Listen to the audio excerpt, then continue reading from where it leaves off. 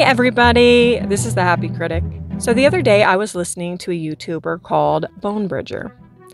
Him and a few other people were discussing strong female characters. And they were talking about strong female characters that were actually done right. And honestly, they left like a ton out. And so I just wanted to go down a list of some of my favorite female characters that I don't feel get enough credit and aren't talked about. And as with the video that I was watching, I'm going to leave out some of the more obvious ones, like Ellen Ripley from Alien, Sarah Connor from Terminator, Leia Organa from Star Wars. I will be breaking this up into 2 videos because these videos take forever to do, and I want to be able to consistently put videos out. So without further ado, I am going to discuss my top 7 strong female characters that people just do not talk about enough.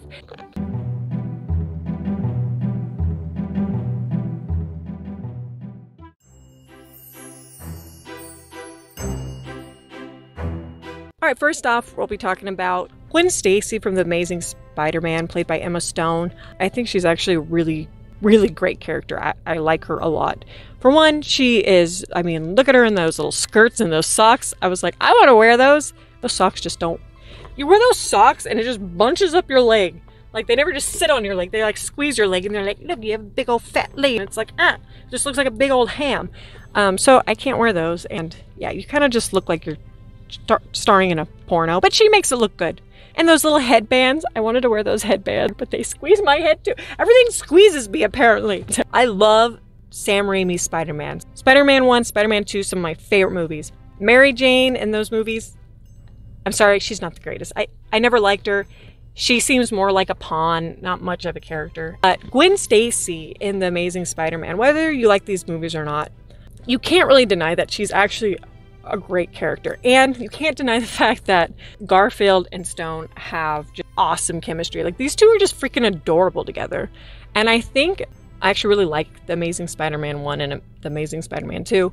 I think part of the reason is due to the chemistry these two have together, because the focus really is on these two characters. I see people's grievances with them, with these films, especially the second one. I understand, but I still love the characters. I freaking love the Electro song. I know people think it's stupid. Everyone makes fun of me because they're like, ew. I think it's awesome. Some people might say, oh, Gwen Stacy, she's kind of the, what's that? There's a word for it where they like kill off like a wife of a character and it's just to propel him into heroism or something like that. And I guess some people could say that's Gwen Stacy's like role, but that's definitely not the role she has in these films. For one, she has great chemistry with Garfield. 2, he's not hiding his identity from her, which I really like. Because whenever a character does that in a movie, it ends up making the other character who doesn't know the identity come off as maybe a little bit annoying, because they're always like, you're hiding something from me. And the audience knows what they're hiding. And they're like, just leave him alone. But she already knows that he's Spider-Man. And she's like fine with it. She like helps him out. She gets saved sometimes? Yeah, sometimes. But she does know how to take care of herself for the most part, but she's not completely just self-sufficient. Like, she does need help. I think people just always forget, like, we can't do everything. It's like, oh, you're a woman, now do everything, you're just good at everything. And it's like, that's a horrible message to give people.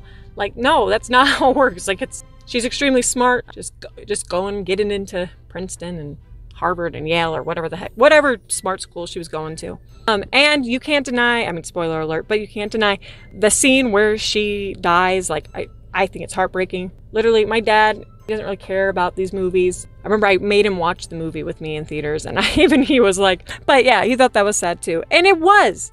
She was a good character.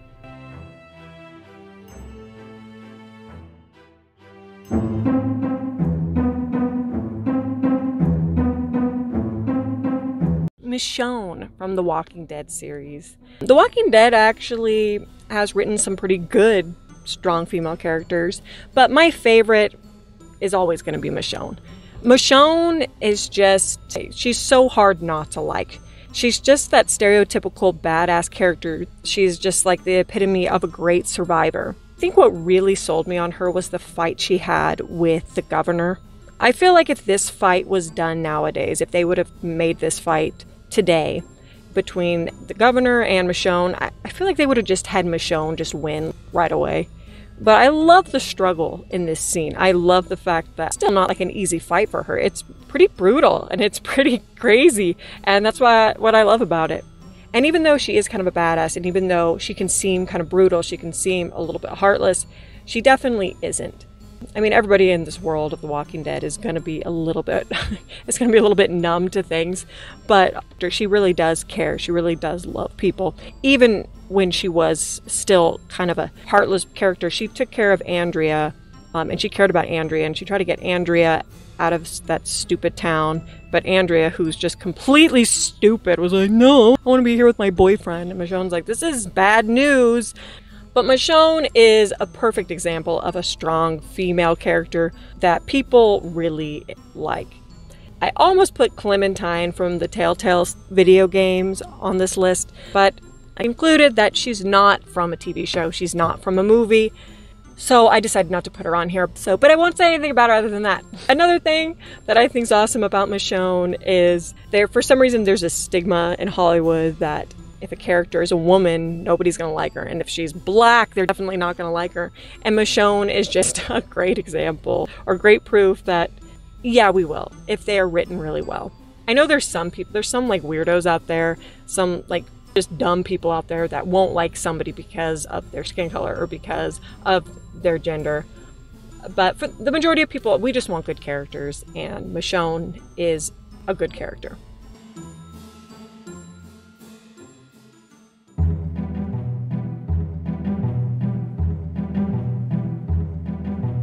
All right, now I want to talk about a character who does not get talked about enough. Actually, this show just doesn't get talked about enough, but definitely this character. And that character is Olivia Dunham from Fringe. If you've never heard about this show, I highly recommend it. I think it's a really awesome show. It's similar to The X-Files a little bit, but the show was actually created by J.J. Abrams. So the main protagonist in this show is Olivia Dunham. And it was actually J.J. Abrams' handling of this character that made me confident or hopeful. It actually made me happy when I heard that he was going to be the one directing the new Star Wars movie, The Force Awakens. Especially when I found out that the main protagonist in The Force Awakens was going to be a woman. And then I realized it was J.J. Abrams. I thought, that's actually great, because I think the way that he handled Olivia in this show was great. I think he wrote a great character. She's a female character, but that's not all she is. She's a strong character. She's very, very determined. She's extremely smart. However, what makes her strong is actually her empathy for people. When she helps people, when she's working on a case, what drives her so much to be so sufficient at her job is the fact that she does care. And there's actually even an episode where she kind of gets in trouble for caring too much, and she's struggling with that. However, in the end, she pretty much tells them, like, this is why I'm good at my job. I get results, and part of it is because I care about these people. And so it's not actually a weakness. I'm not letting it get in the way of my decisions, but it's something that drives me to be more engaged in my job and more determined to help and to solve this case. And I think that she's a wonderful character. I think it's a wonderful show. If you're looking for a great show, looking for a great female protagonist, I would definitely give it a watch.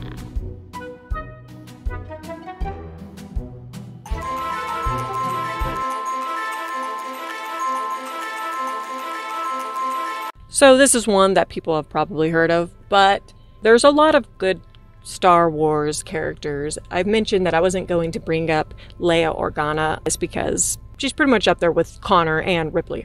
But there's another Star Wars female character that I might even like more than Leia, and that's Ahsoka Tano. Ahsoka Tano is pretty much who Rey should have been. I'm not going to get into my thoughts on Rey. Let's get more into Ahsoka Tano. Now, when I first saw Ahsoka Tano, I saw it in the Clone Wars movie, and I will admit, I didn't like her. And I think that was pretty much the reaction for most people. She just seemed kind of annoying. She seemed really naive. She seemed kind of full of herself. She seemed to not really understand the stakes of the situation she was in. But later on, they were able to develop her while I watched the Clone Wars TV show. They really developed her into one of my all-time favorite characters. Somebody that I could only dream of being like. She is a great foil for Anakin because they are similar in some ways, but there is this humility that she has to her because she does not let her emotions get the better of her. At least she doesn't let the hatred get the best of her. She is very hopeful and she does really care about people. And how strong Ahsoka is, why she's such a great fighter, everything that she succeeds in is due to her determination and hard work and training. She does not just, I mean, obviously she's a Jedi, she has some natural abilities, but that's not why she's so good at what she does. Like, she's good because she is very determined and she doesn't always listen, but she starts to be able to develop that later on. And when she gets older, she starts to be able to be very discerning. And I think that's something that she was able to do better than Anakin. She was able to discern things better than Anakin. She's just a great character. People talk about Star Wars being like this patriarchal, whatever they say about it, but it's really untrue. I don't buy it. Sorry. I think, and most people I know love Ahsoka Tano. And the majority of them are guys that love Ahsoka. So no, we don't care. Like I said, some people will care. There are people out there that will hate a character or hate anything because of their gender, because of what they look like, skin color, whatever. I know there's people out there like that. But I think that's a very small minority of people. I think most people just want, if you're around, just go out in society and talk to people. Sometimes I feel like people are just like in their little bubbles and they're like, yeah, everyone out there, they're bad guys. Oh, they're all trying to get us and they all hate everybody. And it's like, no, like, go out there in society and just realize like people just want good characters. That's what we want. Like, we just want good written characters that we can get behind and support. Ahsoka Tano, great character. I'm a little bit worried about the new Ahsoka Tano series coming out. We'll see what happens. I'm not looking forward to it that much, though. I don't really feel like Rosario Dawson, is that her name? She just doesn't feel like Ahsoka to me. She's way too quiet and reserved. Ahsoka's not quiet and reserved. Like, that's not really who she is.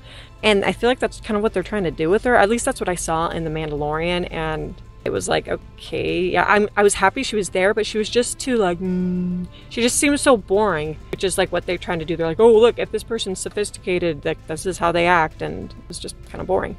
I don't know if it's the actress that's playing her. I don't know if it's the makeup.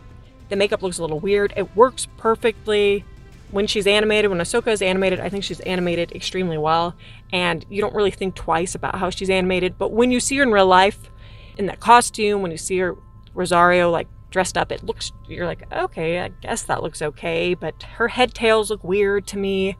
They just don't look as natural, obviously. And it's not just that, she just doesn't exude Clementine.